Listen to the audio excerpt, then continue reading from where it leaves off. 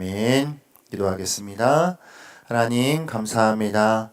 사랑하는 주님, 오늘도 목마른 자들이 주님 말씀 앞으로 나와 그 샘에서 부어주시는 그 은혜의 꼴을 갈망하며 이 시간 나왔사오니 주님 오늘도 말씀하여 주시고 저희들의 심령 가운데에 평안함과 기쁨과 감사와 사랑이 충만하게 역사하여 주시옵소서.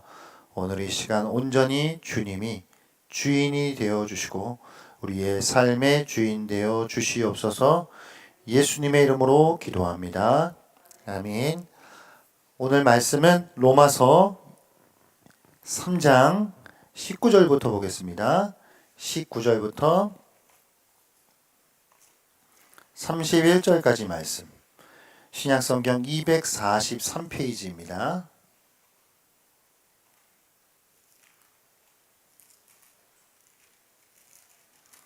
로마서 3장 19절부터 31절입니다.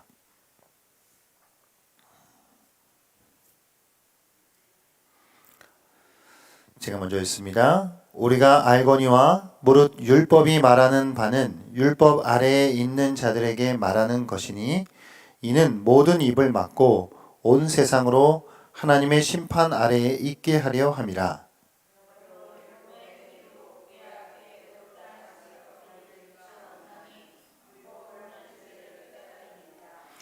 이제는 율법 외에 하나님의 한 의가 나타났으니 율법과 선지자들에게 증거를 받은 것이라.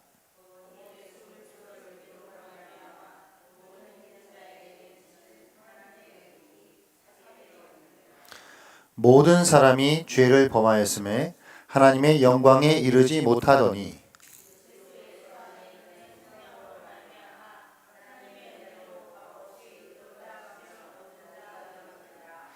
이 예수를 하나님이 그의 피로써 믿음으로 말미암는 화목제물로 세우셨으니 이는 하나님께서 길이 참으시는 중에 전에 지은 죄를 관가하심으로 자기의 의로우심을 나타내려 하심이니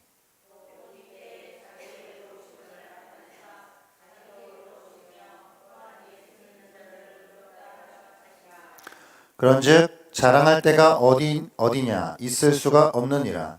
무슨 법으로냐 행위로냐 아니라 오직 믿음의 법으로니라.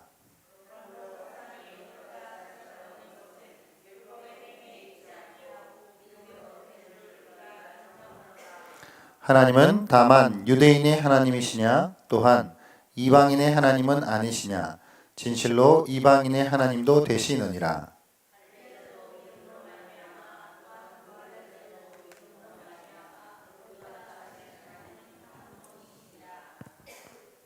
함께 했습니다. 그런즉 우리가 믿음으로 말미암아 율법을 파기하느냐 그럴 수 없느니라. 도리어 율법을 굳게 세우느니라. 아멘. 할렐루야. 좌우 한번 인사할까요? 좌우 앞뒤로. 환영합니다.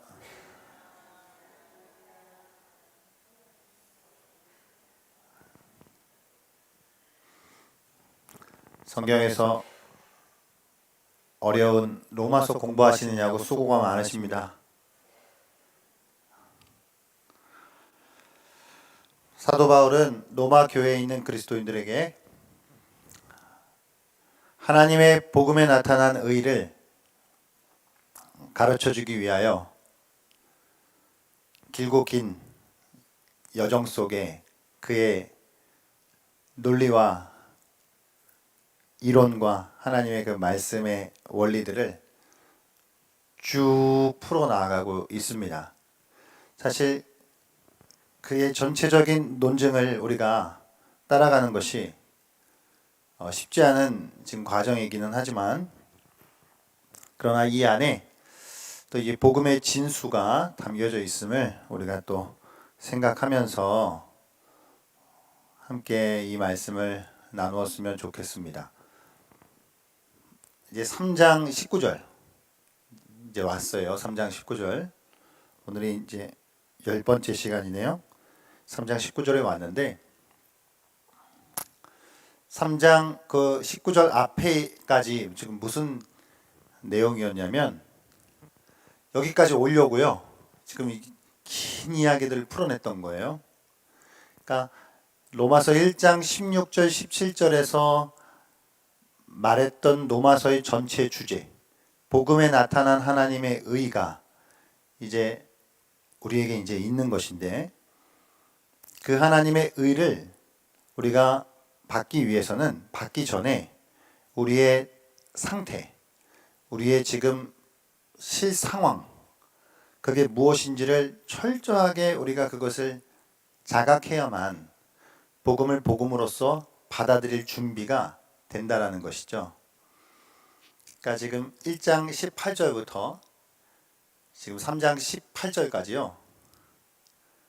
이방인이든지 유대인이든지 헬라인이든지 모든 사람은 다 하나님의 심판 아래에 놓여 있다는 이 이야기를 매우 좀 깊게 왜 그러한지, 왜 그럴 수밖에 없는 것인지, 그거를 이제 계속 좀 길게 풀어왔던 것이거든요. 그러니까 한마디로 정리하자면 모든 인간은 죄 아래에 놓여 있다. 하나님 앞에 그 하나님의 영광이 이를 수 없다. 그러니까 이게 우리의 현 상태라는 것이죠. 그러니까 이게 우리의 현 상태로 이제 우리를 몰아온 것이죠. 이제 몰아왔으면 여기서 그냥 너 죽어 이제 그러는 것이 아니라 여기에서 새로운 길을 열어주는 것이죠. 그래서 여기에서 새로운 길을 열어주는 것이 이제 복음에 나타난 하나님의 의입니다.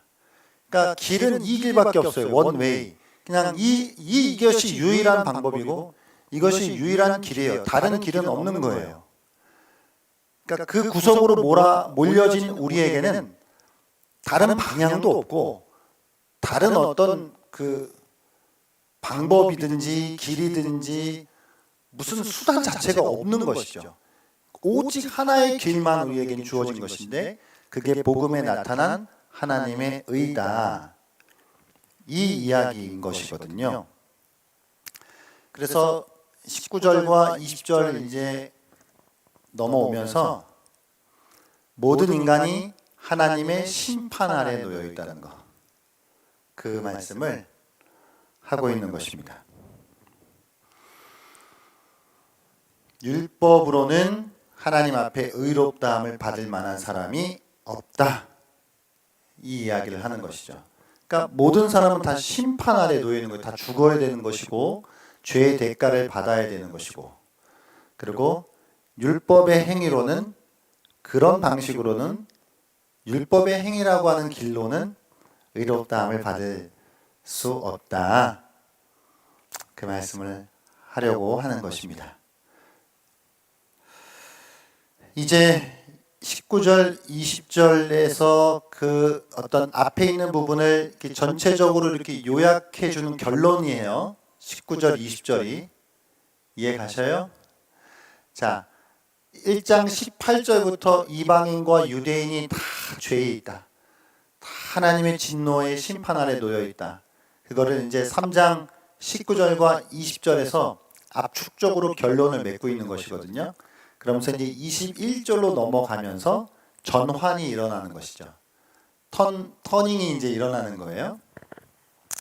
자, 그런 어떤 전체적인 그 맥락 속에서 우리가 이 말씀을 보도록 할 텐데, 이제 21절부터 전환이 일어나요. 21절 말씀에 보면은 뭘로 시작하나요? 이제는, 이제 이것은 그러나 이제는 이라고 이제 보시면 돼요. 그러나 이제 상황이 전환되는 것이죠. 무슨 이야기냐면 이젠 율법의 행위가 아닌 다른 방법이 주어졌다는 것인데 그것이 믿음으로 의롭게 되는 길이라는 것입니다. 그리고 그 믿음으로 말미암는 이 의는 누구에게도 차별이 없다. 유대인이든지 이방인이든지 차별이 없다. 그 말이에요.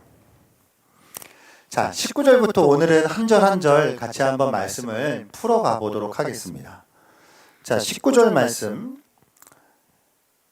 우리가 알거니와 모든 율법이 말하는 바는 율법 아래에 있는 자들에게 말하는 것이니. 그렇죠. 지금 여러분, 율법이 말하고자 하는 바는 뭐예요? 자, 절 보셔요. 율법이 말하고자 하는 바는, 그러니까 너희들 다 죄 아래에 있다, 심판 아래에 있다, 이 이야기 하려는 것이거든요. 그러니까 이제 계속 유대인들이 율법을 가지고 있다는 것이 그들에게 자랑할 만한 것이었는데, 그 자랑할 만한 것이 아니라 제대로 알아라. 그거는 자랑할 게 아니라 너희들이 다 죄 아래에 있다는 것을 알게 해주려고 준 것이다 라는 말이죠.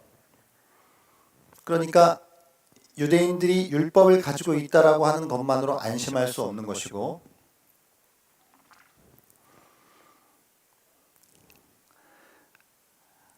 유대인들이 그렇다라고 한다면 율법이 없는 이방인들은 말할 필요가 없는 거죠. 이방인들은 그냥 다 당연하게 다 심판 아래에 놓여 있는 것이죠. 그 이야기를 하는 거. 여기서 무릇 율법이 말하는 바는 율법 아래에 있는 자들에게 말하는 것이니 하고, 이는 모든 입을 막고. 그러니까 모든 입이라고 하는 건 뭐예요? 율법 아래에 있는 유대인이든지 율법이 없는 이방인이든지 다 그냥 입을 틀어 막는 거예요. 여기서 무슨 핑계를 댈 수도 없고 변명을 댈 수도 없고 이유가 없는 것이죠.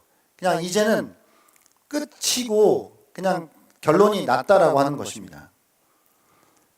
그 모든 입을 막고 온 세상으로 하나님의 심판 아래에 있게 하려 합니다. 말씀이 좀 어둡습니다. 여러분의 표정도 어두우신 것 같습니다. 근데 이제 이런 이야기가 오늘 정도 이렇게 일단락이 되고 33장 21절부터는 이제 좋은 이야기 시작되니까 너무 그렇게 절망하지 마시고 좋은 이야기들을 준비하시면 될 것 같아요. 온 세상으로 율법 있는 유대인들이나 그렇지 않은 이방인들이나 하나님의 심판 안에 있다라고 하는 걸 다시 한번 짚고 있고요. 20절로 넘어가면서 그러므로 율법의 행위로 그의 앞에 의롭다 하심을 얻을 육체가 없다. 율법은 왜 주신 거라고요? 죄를 깨닫게 하려고. 많이 들어보셨죠? 율법의 기능이에요.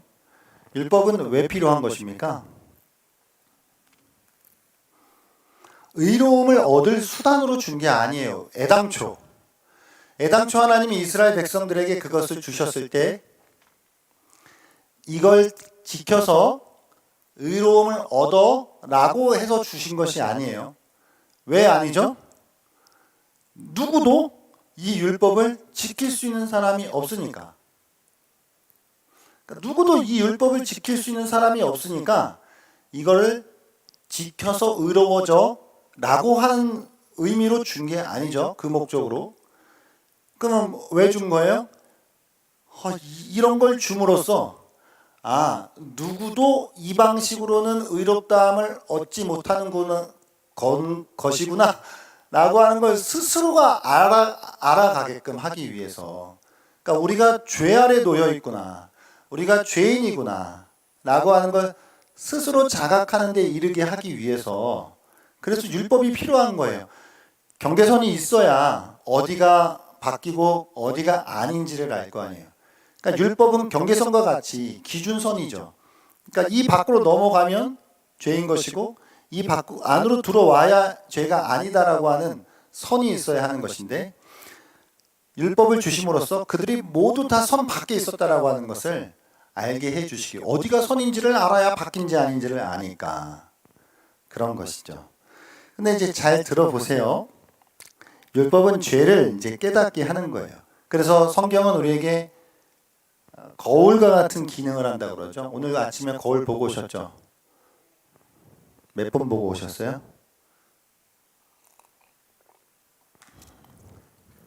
몇 분? 요새 이거 없으니까 이제 또 없으니까 하는 얘기인데, 우리 집에 한 아침에 거울 한 30분 이상 보는 애가 하나 있어요. 예. 저희 아내와 저도 이해할 수 없는 그 이제 거울을 보면서 어디가 잘못됐나 이렇게 또 어떻게 또 이렇게 보는 거죠. 그러니까 이제 율법은 우리에게 거울과 같은 이제 기능을 하는 것이죠. 그런데 결과적으로 어느 누구도 율법을 지킬 수가 없어요. 자, 그러면 여기서 한 가지 우리가 질문을 한번 드려볼게요. 여러분 한번 생각해 보실까요? 그럼 율법을 주셨는데 하나님이 근데 지키지도 못할 걸 주셨단 말이에요. 그러고 나서 나중에는 니들이 지키지 못하는 걸 알게 해주려고 내가 준 거야 라고 조금 생각을 해보면 약간 하나님이 약간 좀 고약한 거 아닌가?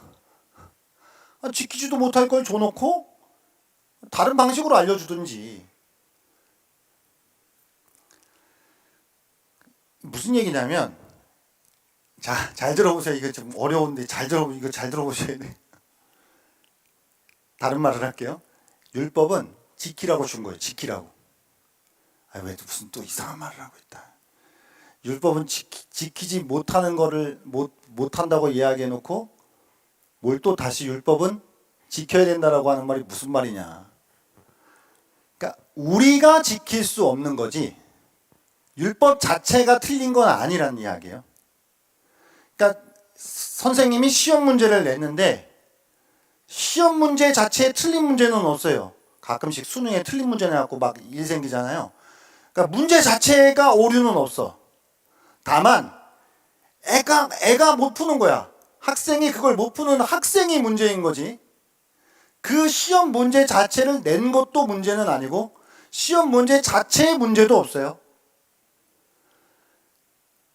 근데 이거는 풀어야만 돼.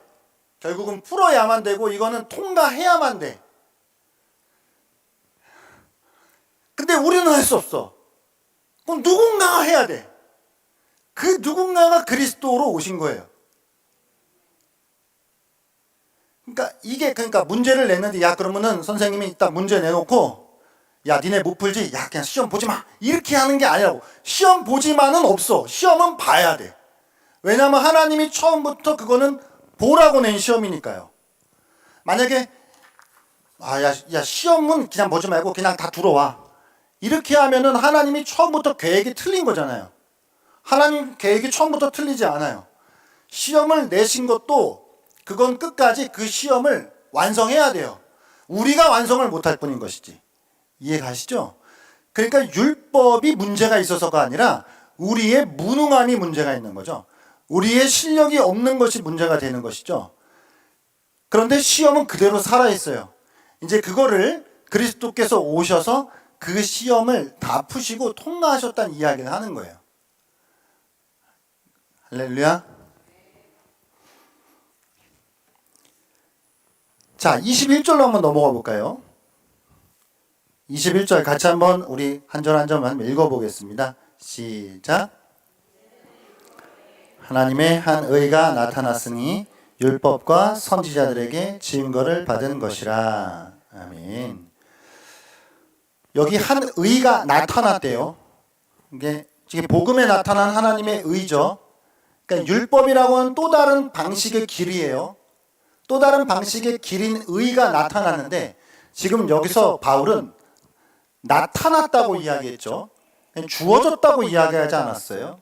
초대 교부 최고의 황금의 입이라고 불렀던 요한 크리스토스톰은 여기서 이 사도 바울이 주어졌다라고 표현하지 않고 나타났다라고 표현했다라고 하는 것에 주목했어요.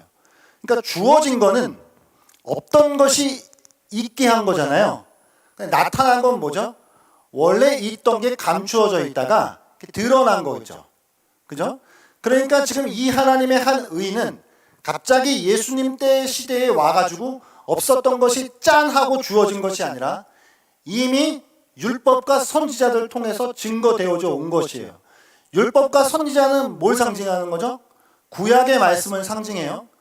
율법은 모세 오경이 이제 대표적인 것이고 선지서는 이제 선지자들은 선지자들을 통해서 주신 선지서들의 이제 말씀인 것이죠. 그러니까 율법과 선지서는 결국 구약 전체의 말씀을 이야기하는 것인데, 예수 그리스도께서 이 땅에 오시기 전에 이미 이 구약을 통해서도 하나님의 이 한 의가 이미 있었던 거예요. 없었던 게 그냥 짠하고 나온 게 아니라 있었던 게 이제 나타난 거죠.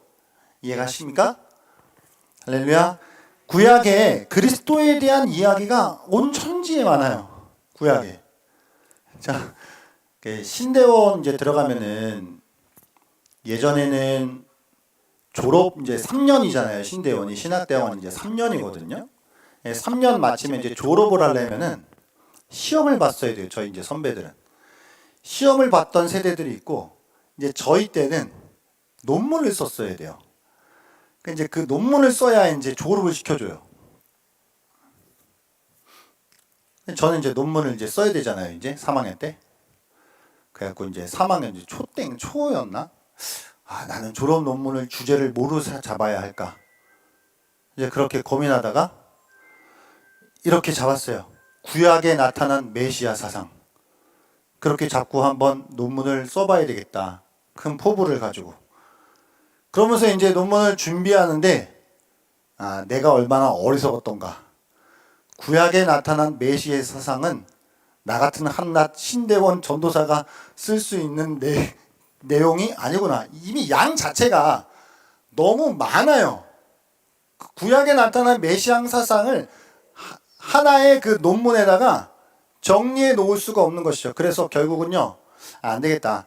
모세 오경에 나타난 메시아 사상으로 가야 되겠다.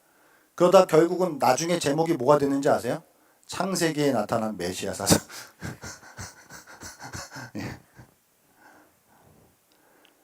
구약에 보면 그만큼 그리스도에 대한 이야기가 그냥 온통 숨겨져 있죠. 그 숨겨져 있는 것이 이제 더 선명하게 그리스도를 통해서 이제 드러나게 된 것이죠. 할렐루야.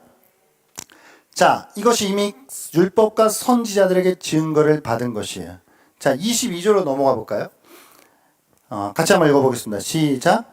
곧 예수 그리스도를 믿음으로 말미암아 모든 믿는 자에게 미치는 하나님의 의인이 차별이 없느니라. 아멘. 차별이 없다는 이야기를 하는 것이죠. 그러니까 왜냐하면 바울은 앞에서부터 계속 유대인이든지 이방인이든지 율법을 가지고 있는 자이든지 율법을 가지고 있지 못한 자이든지 모두가 다 하나님의 심판 앞에서 공정하게 다 동일하다. 그러니까 누구도 더 플러스 가산점을 받을 수도 없고 이렇게 눈 감아서 넘어가는 것도 없는 것이죠. 다 동일해요. 그러니까 하나님의 한 의가 나타나는데 이거는 믿음으로 말미암는 것인데, 이 믿음으로 말미암는 것에 있어서도 다 똑같아요. 차별이 없어요. 유대인이든지 헬라인이든지 유대인이든지 이방인이든지 다 똑같다는 이야기예요. 같은 선에서 출발하는 거죠. 자, 잠깐 그러면 성경에 나타난, 특히 로마서에 나타난 믿음과 행위라고 하는 것이 무엇일까 한번 생각해 보겠습니다, 여러분. 이 중요한 이야기인데 이거 몇 번 중간중간 계속 말씀드릴게요. 믿음이 뭐고 행위가 무엇일까요? 자, 성경에 지금 보면 대조적인 어떤 개념들이 있어요. 지금 한쪽은 믿음, 그리고 한쪽은 행위. 이 두 가지가 이제 약간 대조가 되죠. 그럼 요 같은 구도에서 복음과 대조되는 건 뭘까요? 복음과 대조되는 건 율법이 되겠죠. 복음과 율법. 자, 그러면 은혜와 대조가 되는 건 뭘까요? 은혜와 대조되는 건 공로예요. 그러니까 믿음과 행위, 복음과 율법, 공로, 은혜와 공로가 이렇게 대조가 되는 거예요. 이런 개념이 이제 여러분 잡히셔야 되고,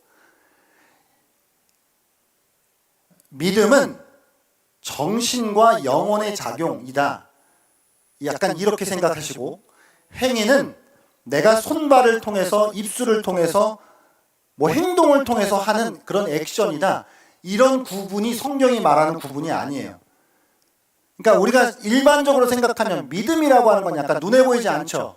정신적인 작용인 것 같고 영혼의 작용인 것 같잖아요. 그잖아요? 어거지를 제가 부리는 거 아니잖아요. 믿음은 내 마음의 작용인 것 같잖아요. 그리고 행위는 뭐예요? 그러니까 행동인 것 같잖아요. 그러니까 성경에서 하나님 말씀하실 때 야, 행동으로서 구원 얻는 게 아니라 우리의 정신적인 이 마음의 작용으로 구원 얻는 것이다 라고 말하는 것으로 오해하실 수 있는데 그런 개념이 아니라고 하는 거. 그런 개념이 아니에요. 그럼 뭐냐면 이런 거예요. 믿음은 무엇이냐면 이 믿음 안에는 나의 의지, 나의 공로, 내가 어떤 숟가락을 얻는 행동들 이런 모든 것이 다 없는 거예요. 여기는 믿음은. 행위는 내가 여기에 무언가를 얹었다라고 하는 개념인 거예요. 자, 그러니까 다른 말로 하면은 자, 잘 들어보세요. 믿음이라고 하는 이 정신적인 영혼의 작용도 만약 내가 여기에다가 내가 그래도 의지적으로 믿었지라고 하는 순간 뭐가 돼요? 그건 행위가 되는 거예요.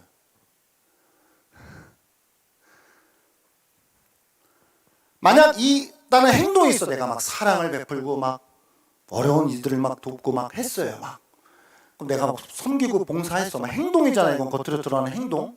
그런데 이 행동인데, 이 행위인데 여기에 그 마음이 이것은 내가 한 것이 아니다.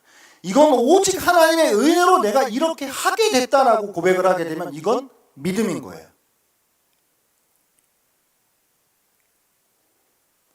성경이 말하는 믿음과 행위는 이거예요. 그러니까 우리는 근데 자꾸 내 안에 어떤 것들을 여기다가 이렇게 숟가락으로 얹어놓고 싶어하는 죄된 본성이 있는데 그 행위를 하지 말라는 것이죠. 그게 행위라는 거예요. 그러니까 그 방식으로 구원을 얻을 수 없다는 이야기죠. 저는 단호하게 말씀드리는데 그 교파별로 약간 믿음의 입장에 대한 차이가 있다고 그랬잖아요. 기독교면은 믿음으로 구원 얻는다 그러지 행위로 구원 얻는다 그러진 않았어요. 그런데 어떤 교파에서는 이건 그래도 내가 내 의지가 어느 정도 섞여 들어가서 내가 좀 의지가 작용이 돼야 된다라고 말하는 그런 교파들이 있다고 말씀드렸죠. 단호하게 말씀드리지만 그건 틀렸습니다. 성경이 말하는 믿음과 행위는 그런 것이 아니에요. 특히 로마서는 바울이 계속 그걸 이야기하고 있는 거예요. 그러니까 어떠한 것도 우리의 공로가 깔릴 수 없는 거예요. 내가 무엇인가를 했다라고 여기에 주장할 수 없는 것이고 그렇기 때문에 여기서부터는 어떠한 자랑도 나올 수 없어요.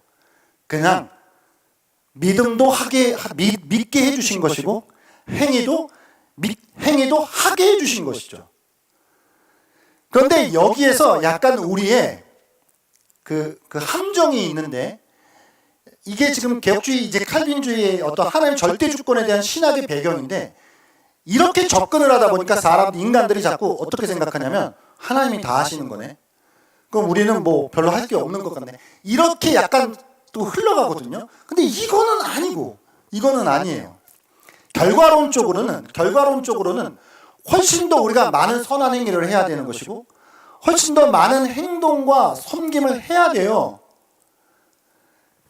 그런데 우리가 그걸 잘못 이해하고 있으니까 거기서 이제 문제가 발생하는 것이거든요. 그러니까 잘못 이해하다 보니까 기본적으로요, 카톨릭이요, 더 선한 행위를 많이 할 수 있는 배경이 깔려요. 왜냐? 행위로 구원 얻는 데니까.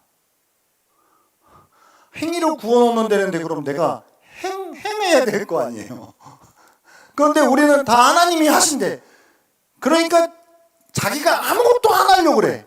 그러니까 이거는 잘못 흘러가는 것이거든요.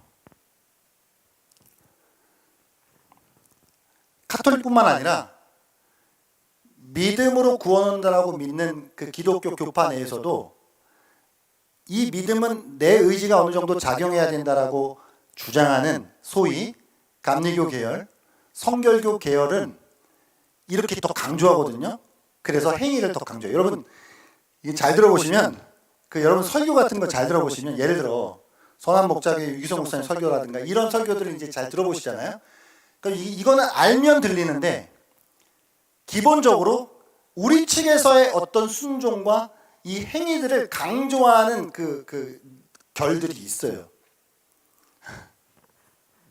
이제 신학적 배경이 그래서 그렇거든요.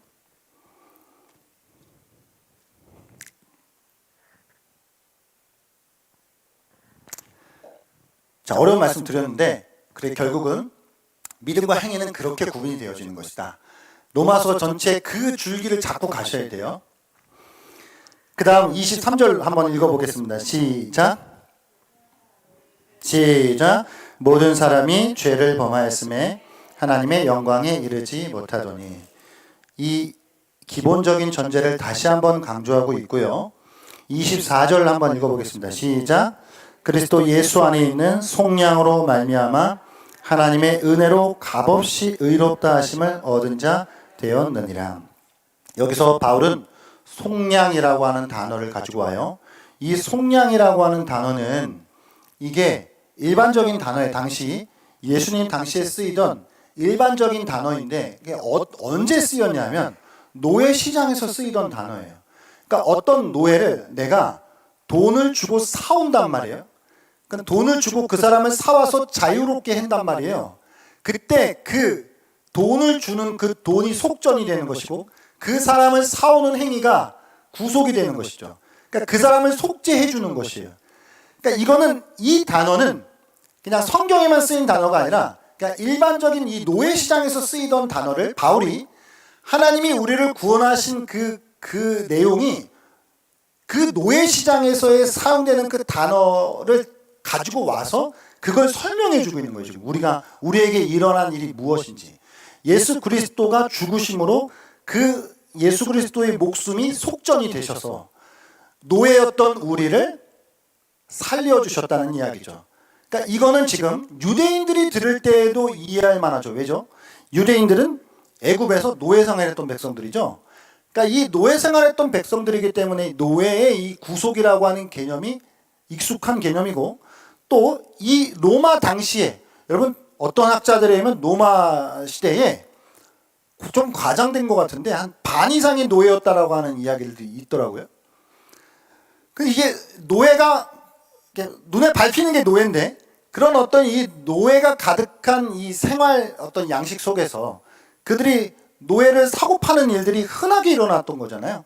그런 흔하게 일어나는 그런 상황 속에 이 속죄라고 하는 개념이 되게 일반적이고 가까운 개념인데 그걸 가지고 와서 하나님이 우리를 구속하신 것이 무엇인지 그걸 이제 설명하고 있는 것이죠. 그러니까 바울이 우리의 구원에 대한 설명을 할 때에 이렇게 일반적인 단어들을 끌고 온 것들이 많아요. 이를테면 칭의다라고 하는 말도요. 칭의 이게 법정적인 용어예요. 그러니까 그 법원에서 사용하는 용어예요. 이건 재판에서. 그러니까 재판에서 사용하는 그 용어를 우리의 구원을 설명하기 위해서 가지고 와서 사용하는 것이죠.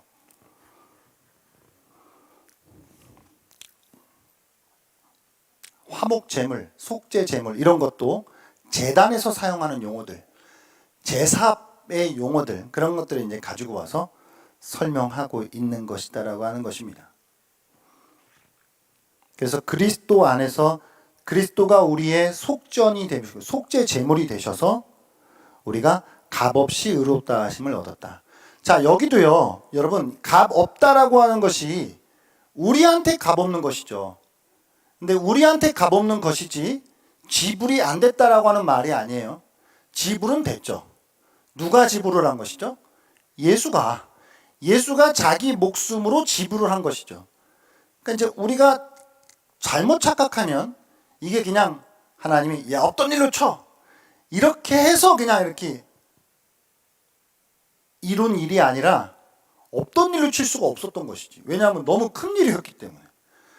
그거는 대가를 치러야 했던 거고 지불을 해야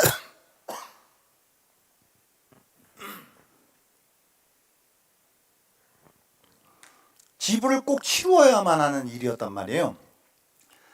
그러니까 우리한테 내가 하는 일이 없었다는 거지 전체적으로 행해진 일이 없다는 이야기가 아니에요. 전체적으로는 예수가 다 하셨고 그걸 우리가 믿음으로 받게 되는 것이죠. 그러니까 그러면 왜 믿음이라는 단어를 택했을까, 여러분? 행위와 반대되는 개념인 왜 믿음을 택했을까요? 그러니까 이게 믿음이라고 하는 단어밖에 설명이 안 되니까 그래요. 그러니까 여러분, 우리의 구원이 나에게 있어서의 어떠한 것도 여기에 작용되지 않았다. 나의 공로는 1도 이 안에 들어가지 않았다. 오직 이것은 전적인 하나님의 은혜로 이루어진 일이다라고 하는 개념을 설명해야 되잖아요. 근데 그 개념을 한 단어에 담아야 되잖아요. 한 단어에 담아야 되는데 그게 믿음이라고 하는 단어밖에 설명이 안 되는 거예요. 그래서 믿음이라는 단어를 쓸 수밖에 없었던 것이죠. 근데 마치 여기다 갑자기 그래도 내가 믿어야지 라고 말하는 순간 이거는 뭔가 처음부터 그냥 틀린 거예요.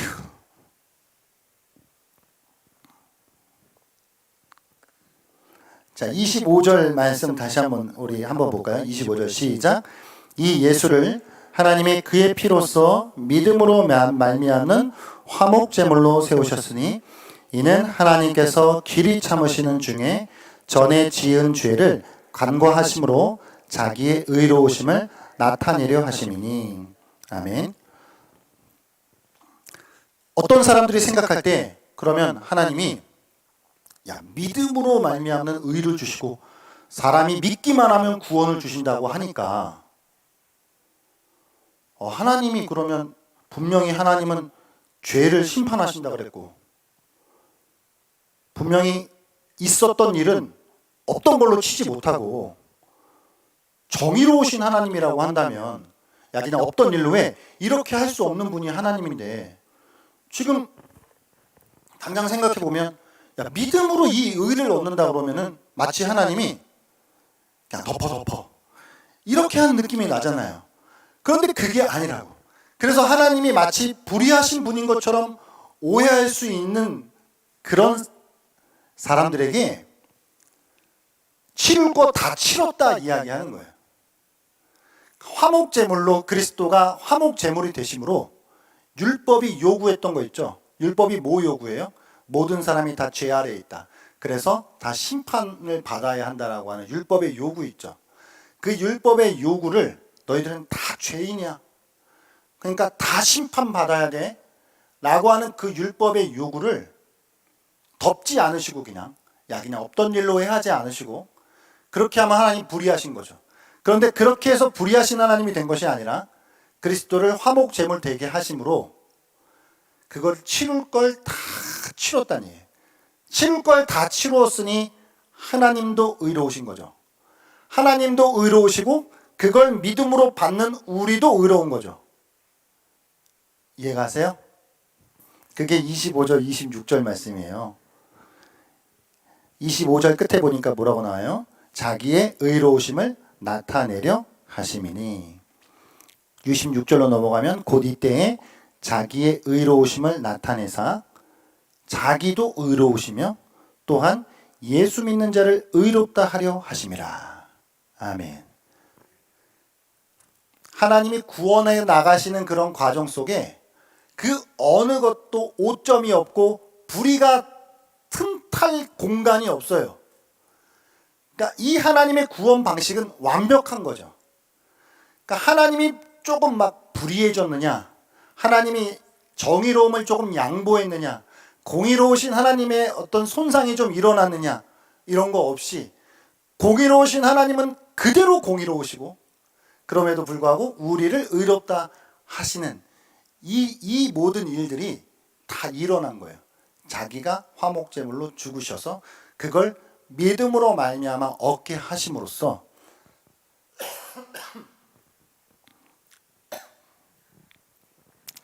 그렇습니다. 이게 오늘 말씀인데요.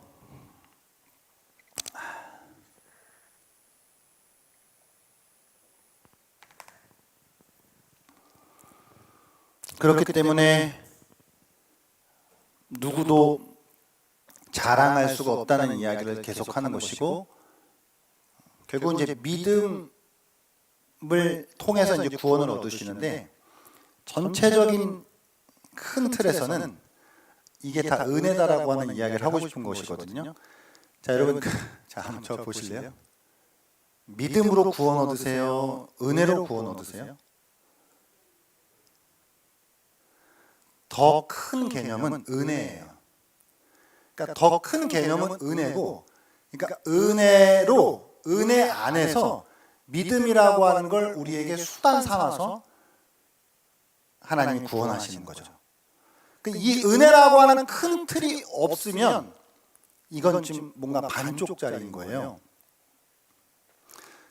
성경은 계속 우리에게 은혜다라고 하는 이야기를 하는 것이거든요. 이게 다 은혜다. 그러니까 너도 자랑할 거 없고 너도 자랑할 거 없다는 거예요.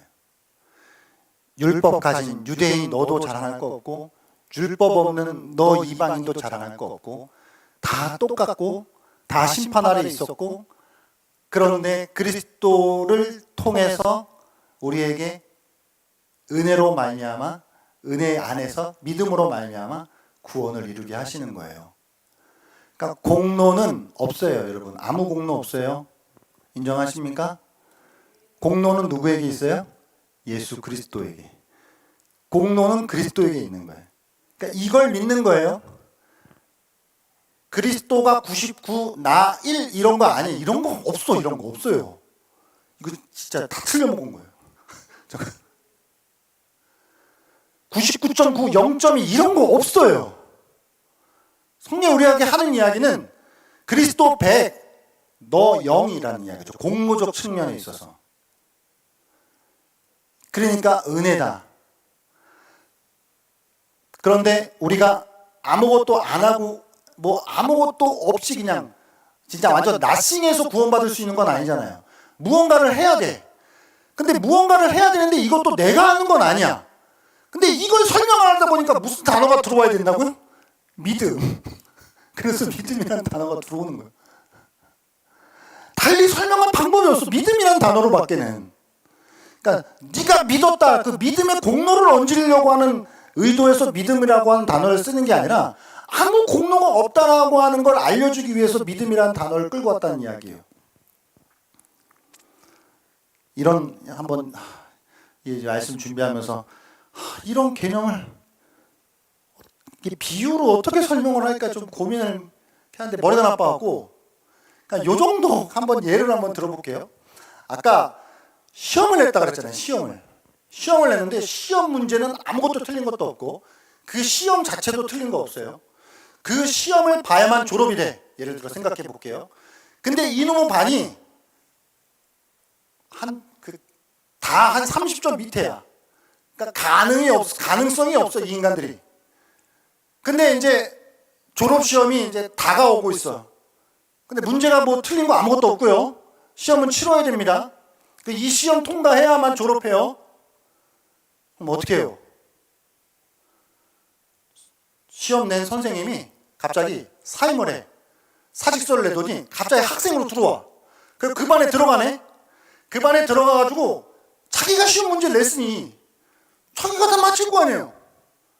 100점을 맞아. 그 선생님이 요 얘기를 빼먹었다. 그러니까 선생님이 시험 풀 때 한 사람이라도 100점 맞으면 통과야 라고 조건을 걸은 거예요. 그 자기가 학생이 돼서 100점이 맞아서 그 한 사람이 100점 맞은 것으로 다 졸업한 거예요. 근데 여기서 갑자기 학생이 내가 이 반에 남아 있었으니 그래도 나한테도 좀 공로가 있는 거 아닙니까? 라고 말하는 식인 거예요. 자랑하는 건. 그러니까 자기는 거기 앉아 있는 것밖에 없었거든. 이런 느낌인 거예요, 그냥. 그러니까 자기는 내가 그래도 그냥 시험이고 뭐고 나 때려치고 그냥 밖에 나가서 나 그냥 돈 벌래요.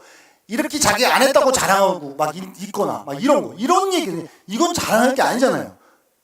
거기에 앉아 있었어. 시험 문제도 못 봐서 한 5점 맞았어. 5점이 뭐야? 그냥 다 틀렸는데 선생님이 학생이 되셔갖고 100점이 맞은 거죠. 이거는 이제 이런 거는 완벽한 비유도 아니고 그냥 제 수준에서 낼 수 있는 그냥 이렇게 설명을 돕기 위한 비유인데 그렇다고요. 그래서 자랑할 것이 없다고요. 할렐루야.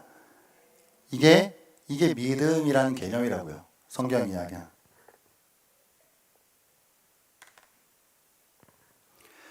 29절 30절 말씀 한번 읽어볼까요? 시작. 하나님은 다만 유대인의 하나님이시냐 또한 이방인의 하나님은 아니시냐 진실로 이방인의 하나님도 되시느니라. 할례자도 믿음으로 말미암아 또한 무할례자도 믿음으로 말미암아 의롭다 하실 하나님은 한 분이시니라. 그러니까 유대인의 하나님도 되시고요, 이방인의 하나님도 되시고, 할례자의 하나님도 되시고, 무할례자의 하나님도 되시고, 할례자도 믿음으로 구원받고 무할례자도 믿음으로 구원받아요. 근데 이제 이 이야기를 들은 유대인들 한번 입장에서 한번 생각해 볼게요. 잠깐. 유대인들이 이 이야기를 들었을 때 이게 얼마나 어색한 거냐면 이게 되게 충격적인 이야기예요. 유대인들이 생각할 땐 이방인들이 자기들과 대등한 입장에서 그 하나님의 은혜를 받는다는 개념 자체가 충격적이에요. 이방인들이. 그리고 자기들에게도 뭔가 다른 의가 필요하다는 개념도 충격적인 거죠. 이 유대인들에게는. 아니, 자기들은 이미 율법을 가지고 있는 자들인데 여기에 무슨 다른 의가 필요하다는 개념 자체가 어색한 것이고, 그리고 또 이방인들에게도 동일한 대우를 해주신다는 것, 하나님이 그 개념 자체가 이 유대인들에게는 매우 충격적인 일인 것이죠. 그럼 이방인들이 들을 때는 어떻게 들었을까요? 이 이야기를. 하나님이 값없이 대가 없이 무슨 우리에게 요구하는 것 없이 믿음으로, 그냥 단지 믿음으로 우리를 의롭게 해주신다라고 하는 거, 그 자체가 이방인들에게는 매우 충격적인 거죠. 왜냐하면 이방인들은 통상적으로 다 무슨 그거에 대한 대가를 치르고, 무슨 내가 이만큼 어떤 뭐 내 물질을 가져와서 들이붓든지, 뭐 내가 뭘 내든지, 무슨 내가 무슨 살을 깎는 노력을 하든지, 무슨 그런 노력을 해서 얻어야 되는 것이 이방인의 기본 전제잖아요. 그런 이방인들에게 있어서 값없이 믿음으로 의롭다 해주신다라고 하는 이 개념 자체가 충격적인 거라고요. 그러니까 사실은 이 29절 30절의 이 말씀이 로마 교회의 이제 그리스도인들, 이 로마 교회에 있는 사람들이 들을 때 이런 개념 자체가 매우 어색하고 충격적인 이야기를 지금 바울이 해야 하는데 못 받아들일 거 아니에요. 못 받아들이는 것도 둘째치고 기본적으로 머릿속에서 시스템 자체가 작동이 안 해요. 이게 왜냐면 자기들이 살아왔던 것과 여태까지는 다른 이야기를 하고 있는 거거든요. 그러니까 바울이 이렇게 심혈을 기울여서 이 개념을, 이 복음이 뭔지를 이렇게 할 수밖에 없는 거예요. 이게 지금 뭐 단 한마디로 갖다가 이렇게 뭐 야 그냥 믿어 안 믿어 뭐 이렇게 할 수 있는 게 아니라, 왜냐하면 인간 이 태생이랑 너무 질적으로 다른 개념의 이야기를 해야 하니까. 한국 사람도 그랬다 그랬잖아요. 한국 사람도 그 공짜를 싫어하잖아요. 그 어색한 거야. 꼭 내가 나중에 뭐 또 이렇게 차라리 안 받고 말지. 내가 나중에 또 뭐 줘야 될 것 같으니까. 그러니까 이게 특히 한국 사람들 막 그런 게 있잖아요. 그러니까 우리한테 복음의 어떤 내가 어떤 공로가 없이, 내가 어떤 또 기브 앤 테이크식의 방식이 아닌 오로지 기부의 이 방식이라고 하는 개념이 우리한테 이게 어색해. 안 맞아 이게. 그 안 맞는 개념을 계속 우리가 물을 갈아야 돼. 이거 물을 계속 갈아야 되거든요. 이게 지금 우리는 너무 그런 인간적인 거에 이렇게 물들어 있기 때문에 복음, 성경에서 이야기는 복음적인 걸로 계속 이렇게 물을 갈아야 돼. 물을 너무 물들어져 있어갖고. 아니 저도 다 그렇고. 네. 그러니까 가만히 내버려두면은 사람은 기브 앤 테이크가 그게 자연스러워요. 그게 자연스럽다니까요. 내가 이만큼 줬으면 이만큼 주는 방식. 그러니까 종교도 자꾸 거래하는 방식으로 하나님과 거래하려고 그러는 거죠.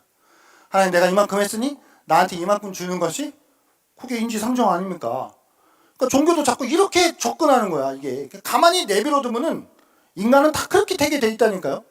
그러니까 이 물을 계속 빼서 하나님이 그런 방식이 아니라 복음이라고 하는 새로운 개념의 방식을 우리한테 계속 주입해야 되고, 이걸 계속 올바르게 주입이 되면은 여러분 무슨 행위로 구원받는다, 아니면 막 하나님이 막 너 그렇게 말 안 들으면 너 그냥 하나님이 너 진짜 너 벌 주실 거야, 이런 어떤 겁박하는 식의 어떤 그런 식으로 행동을 이끌어내는 게 아니라 하나님의 이 복음의 은혜로 우리를 감동시키셔서 거기서부터 우리의 선한 행실을 이끌어내는 거죠.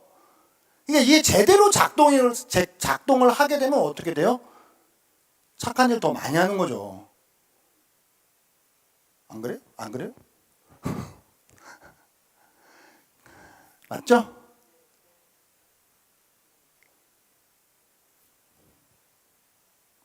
네, 그러니까 네, 그렇습니다. 자, 마지막 31절 말씀 한번 읽겠습니다. 시작. 그런즉 우리가 믿음으로 말미암아 율법을 파기하느냐? 그럴 수 없느니라. 도리어 율법을 굳게 세우느니라. 아멘. 하나님이 내신 시험은 처음부터 잘못된 시험이 아니라고요. 그 시험을 야 그냥 시험 보지 말고 들어와 이렇게 하지도 않으셨다고요. 시험은 치러야 했던 거예요. 시험은 통과해야만 졸업이 되는 문제였어요.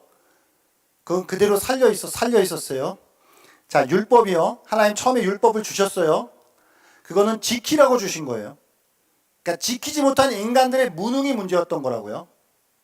그런데 인간들이 지킬 수 없기에 하나님이신 예수께서 오셔서 그걸 지키시고 우리를 거기다가 같이 딸려서 졸업을 시켜주셨다고요. 그러니까 율법도 폐기된 게 아니죠. 율법은 완성이 된 거죠. 그런 의미에서. 율법은 마침이 된 거예요. 성경에 말씀하시잖아요. 그러니까 율법은 율법대로 완성이 되고 하나님의 의는 하나님의 의대로 복음을 통해 드러나고 이거죠. 할렐루야. 어떤 미국에 있는 신학교는 구약은 안 가르치고 신약만 가르친다는 아주 그냥 못된 신학교. 그건 이 하나님 말씀에 대한 그 오해를 하고 있는 거죠.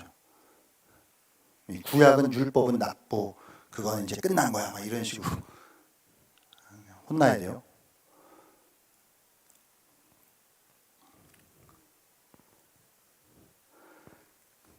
그 예수님이요. 요즘 민수기 말씀 공부하고 계시죠. 이스라엘 백성들이 가데스 바네아에서 시험이 다 떨어졌죠. 아마 이제 갈렙이랑 여호수아한테 붙었는데 어쨌든 거기서 40년 동안을 이제 광야에서 이제 돌아요. 하루를 40년으로 계산해서 예수님이 공생이 시작하시기 전에 어떻게 하셨죠? 40일 동안 광야에 들어가셨어요. 그러면서 거기에 마귀의 유혹을 세 가지의 유혹을 다 이기셔요. 말씀으로 이기셔요. 자, 이건 뭘 보여주는 걸까요? 이스라엘 백성들이 광야에서 순종하지 못한 그 율법의 요구를 그리스도가 이 땅에 오셔서 그 율법의 요구를 자기가 순종함으로 그걸 통과하셔서 우리에게 그 의를 전해주시는 거죠.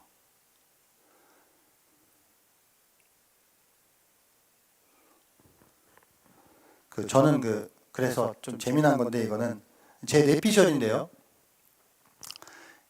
그 이스라엘 백성들 그 광야 생활 마치고 가나안으로 지도했던 지도자가 누구죠? 얼굴이 이렇게 다들 어두우실까? 여호수아죠. 자, 가나안은 천국을 상징하는 곳이에요. 요단강이 열리면서 천국을 상징하는 가나안에 들어갔죠. 여호수아가. 예수님이 그 공생의 전에 요단강에서 세례를 받으시죠.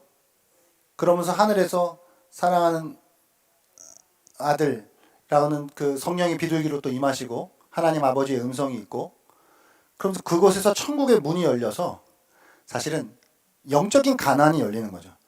그러니까 왜 여호수아와 예수냐? 그 이름이 같거든요.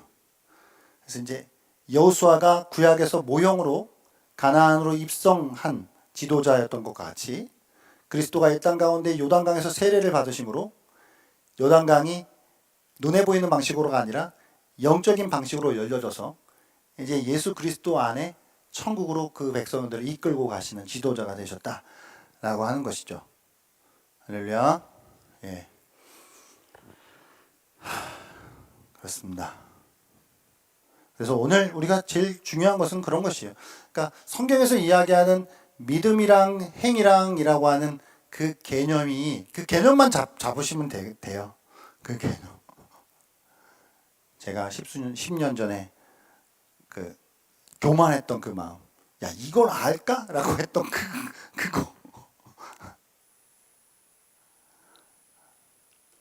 믿음도 믿음도 행위가 될 수 있다는 거. 행위도 믿음이 될 수 있다는 거. 그러니까 믿음과 행위는 일반적인 개념의 어떤 그런 단어가 아니다라는 거.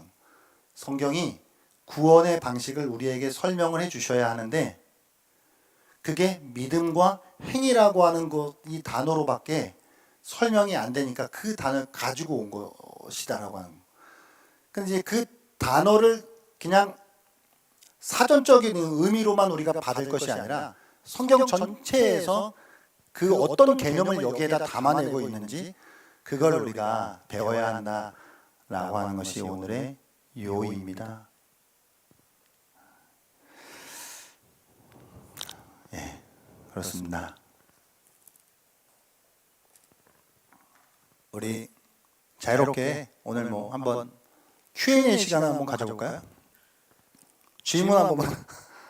못할 거 없잖아요. 근데 이제 질문하라 그러면은 특히 우리나라 사람들은 이렇게 내가 이 질문을 하면 내가 이걸 몰랐다는 것이 뽀록나니까 너무 창피하지 않나? 이렇게 이제 생각을 하시는 경우들이 있단 말이에요. 이제 질문하는 것도 용기인데 없으십니까? 상호 교통, 소통. 예, 우리 황윤정 사모님 질문 없으십니까? 예, 제 눈이 풀린 것 같은데. 예, 주무시는 거 아니죠? 예.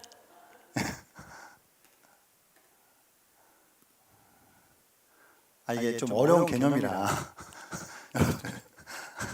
이게 질문을 통해서 이제 좀 더 확실해질 수 있으니까. 그렇습니다. 예. 없으신가요?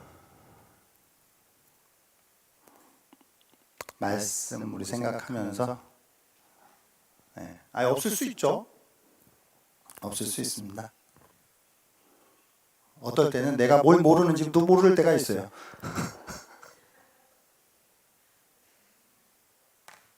내가 뭘 모르는지 아는 것도 그게 어느 단계로 올라온 거거든요, 지금 그게. 같이 한번 우리 시간 기도하실 때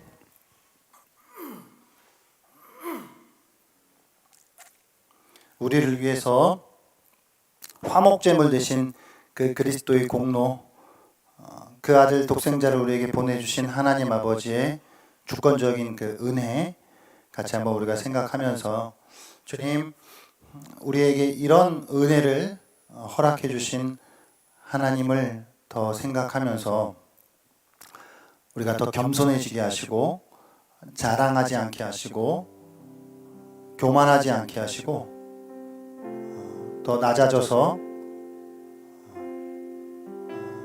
하나님을 영화롭게 하는 그 삶을 살게 해주시고, 이 복음을 우리의 삶에 담아낼 수 있는 그런 삶을 살게 해달라고.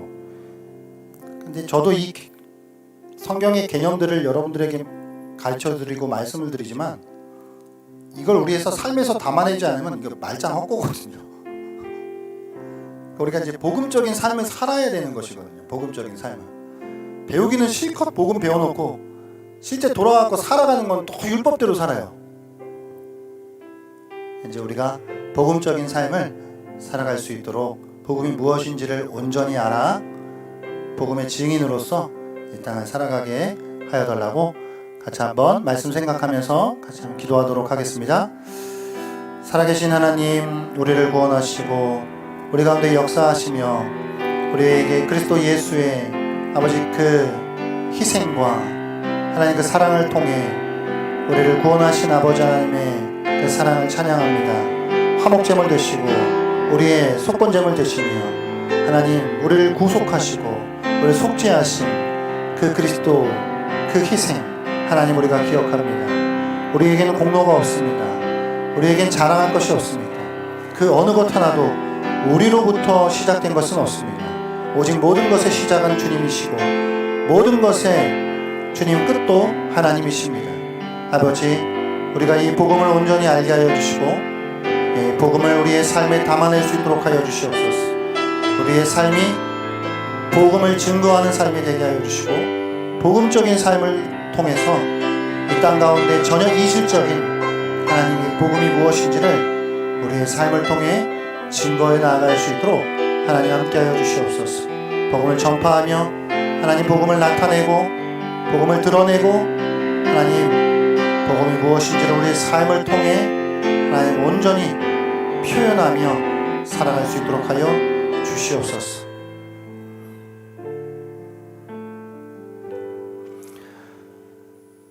하나님 감사합니다. 우리에게 복음을 온전히 알 수 있는 지혜를 허락하여 주시옵소서.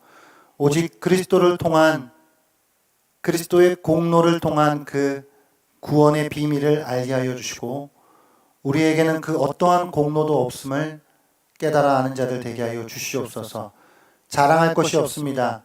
전적인 하나님의 은혜임을 고백합니다. 주님, 우리가 복음을 더욱 온전히 알 뿐만 아니라 우리가 알고 배우고 깨닫게 된 이 복음을 우리의 삶에 담아낼 수 있도록 하여 주시옵소서. 우리의 삶에 우리가 말하는 것이든지 우리가 행하는 것이든지 우리가 누군가를 대하는 방식에 있어서든지 우리에게 맡겨진 세상적인 일들을 행하는 것에 있어서든지 그 모든 것에 복음이 기초가 되게 하시고 주님 복음의 증인된 삶을 온전히 살아갈 수 있도록 하여 주시옵소서.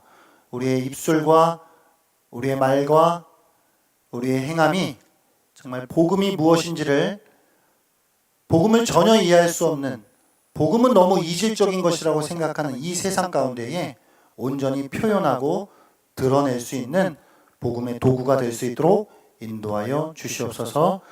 감사드리며 예수님의 이름으로 기도하옵나이다. 아멘. 우리 주기도문으로 성경 공부 마치겠습니다. 하늘에 계신 우리 아버지여, 이름이 거룩히 여김을 받으시오며 나라의 마옵시며 뜻이 하늘에서 이루어진 것 같이 땅에서도 이루어지리이다. 오늘날 우리에게 일용할 양식을 주옵시고 우리가 우리에게 죄진 자를 사하여 준 것 같이 우리의 죄를 사하여 주옵시고 우리를 시험에 들게 하지 마옵시고 다만 악에서 구하옵소서. 대개의 나라와 권세와 영광이 아버지께 영원히 있사옵나이다. 아멘.